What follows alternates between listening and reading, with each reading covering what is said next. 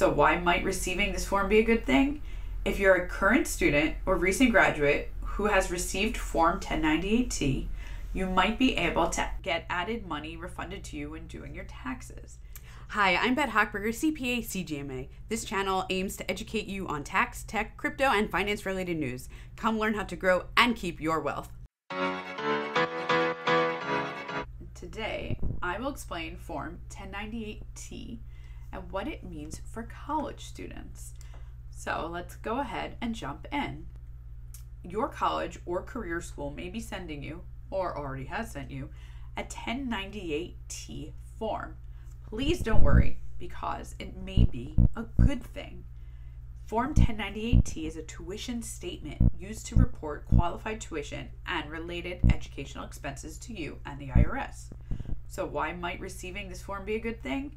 If you're a current student or recent graduate who has received Form 1098-T, you might be able to get added money refunded to you when doing your taxes.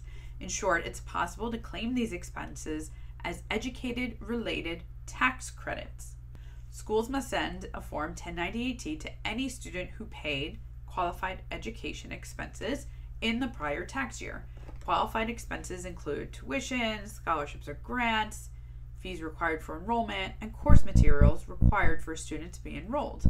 If someone else pays for these expenses on behalf of the student, such as a parent, the student will still get credit for them and will receive Form 1098-T.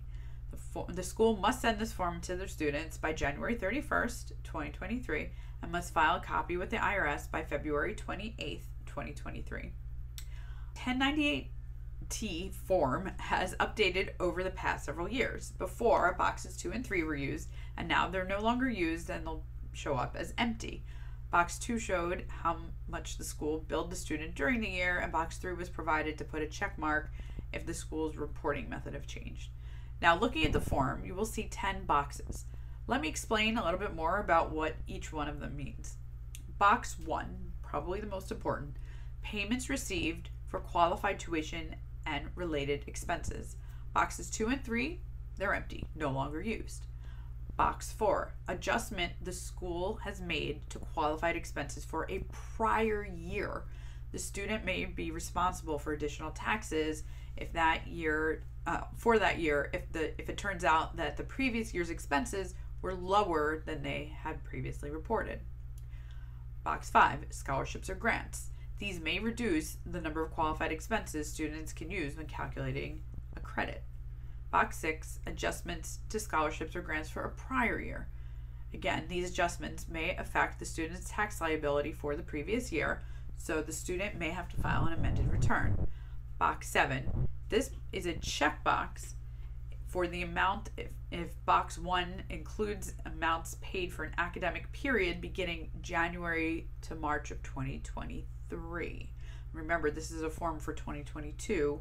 So they're telling you if there's some of the fees are for the following year. Box 8.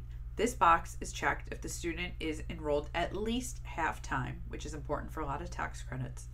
Box 9. This box is checked if the student is enrolled in a graduate program. Box 10. This box will only be filled if the student had expenses reimbursed under a tuition insurance policy.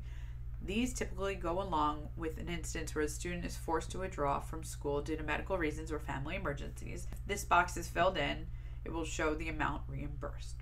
So I hope you were able to learn something new today and figure out what to do with those 1098-T forms, and I will see you next time. Thank you for sticking around. I hope you learned something new. Please leave a comment, like, and subscribe to my channel if you want to continue improving your tax and financial literacy. Bye.